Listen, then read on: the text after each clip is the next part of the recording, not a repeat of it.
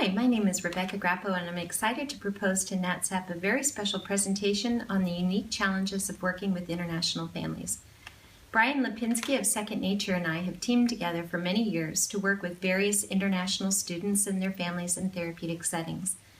Not only have we spent countless hours on calls to discuss the therapeutic journey of the students, but we have also spent hours discussing the unique challenges of working with the parents. Sometimes the challenges involve language and culture, or the family's ability to understand the clinical approaches to therapy.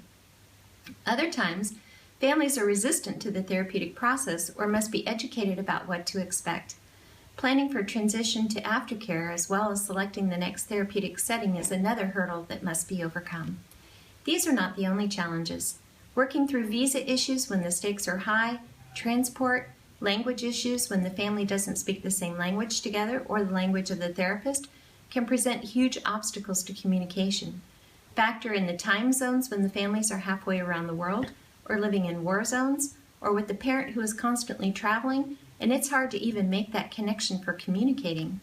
Perhaps the biggest challenge is in just explaining the therapeutic process or goals of therapy, especially when they might run counter to the family's own culture.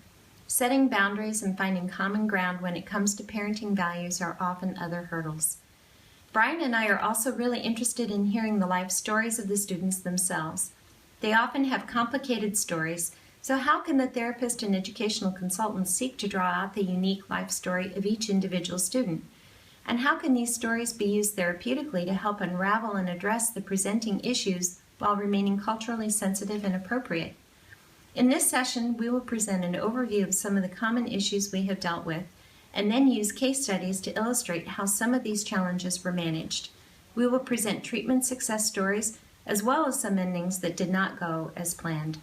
Brian and I love working together, and I think that you will see our own special chemistry shine through in this presentation.